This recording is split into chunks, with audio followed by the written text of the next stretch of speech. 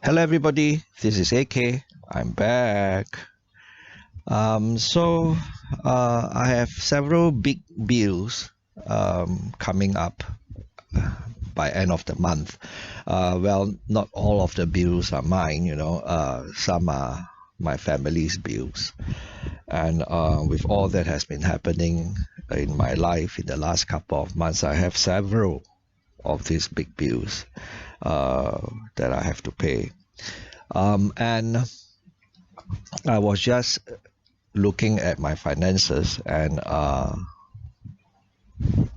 wondering if my passive income this month would be able to cover those bills as well as my living expenses, as well as all my routine bills, exceptional bills, routine bills, and my living expenses, right? Whether my passive income can cover all of that, right? I've said before, usually I'll need something like $4,000 to $5,000 a month for myself on a day-to-day basis. That covers my routine bills as well as my own living expenses.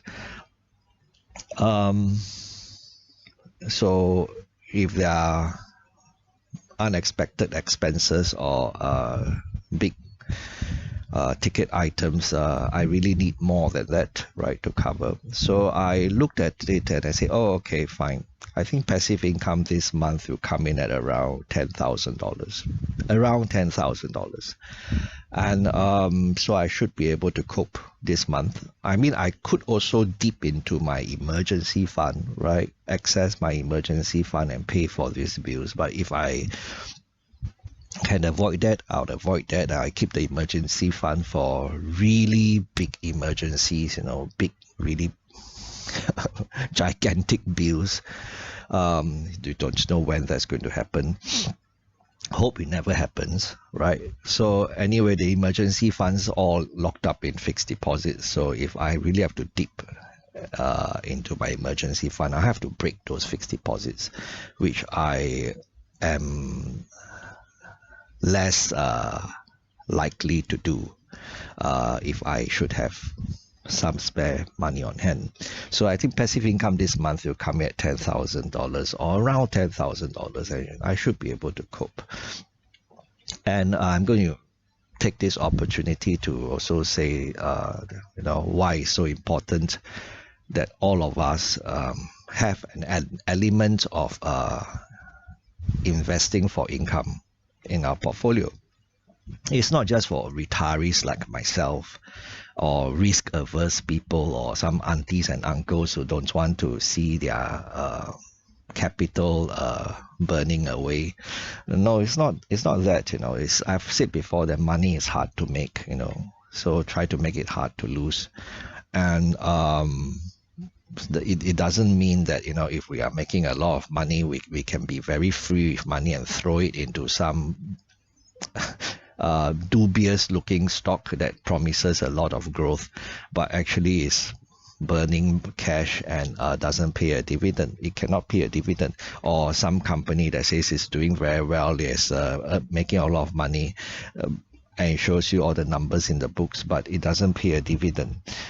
So you really have to trust the management to do a good job, or you have to trust that the management is honest in the first place. Like, some Chinese companies, they show you all these numbers, but the numbers are fake, right? So having dividends is very comforting, right? Because that's the one of the ultimate proof that the company has money and is able to pay us a dividend and willing to do so.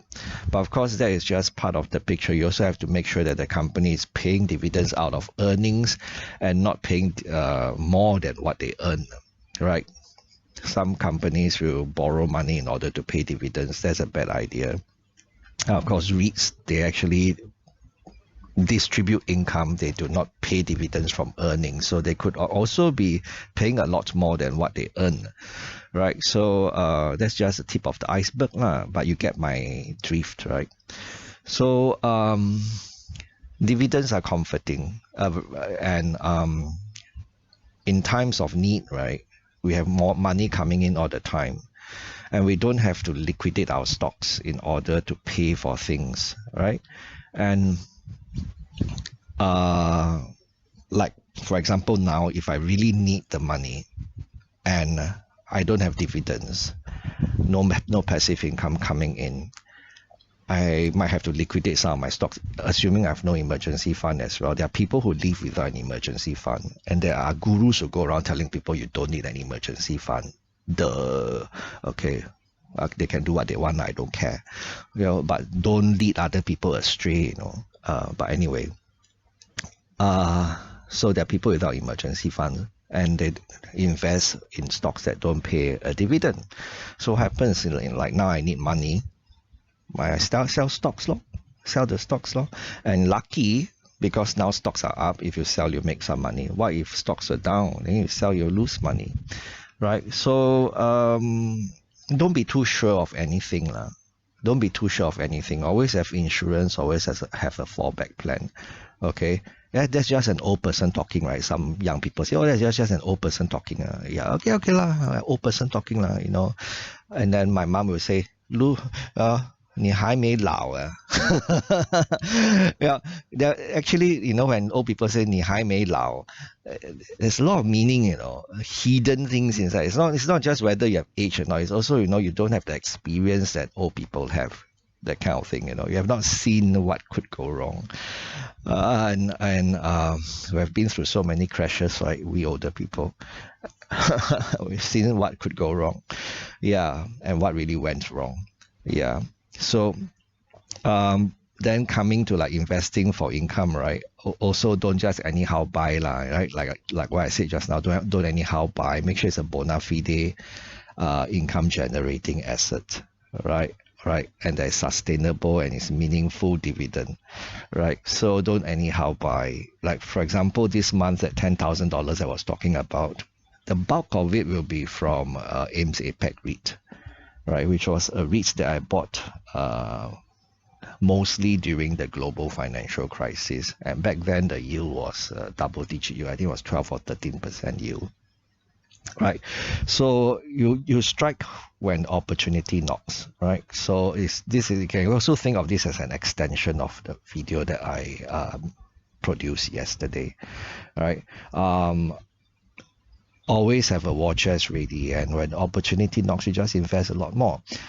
And the passive income that comes in regularly will be something that can only help on as we try to achieve financial freedom, right? Like AIMS APAC REIT, case in point, has been paying me since the global financial crisis, and it has not stopped paying me meaningful dividends. And like I said, by now it's free money. For many years it has been free money because I recovered all my capital already, and several $1,000s every 3 months. It pays for a lot of things in my life. Right. So anyway, just food for thought. If AK can talk to himself, so can you. Bye-bye.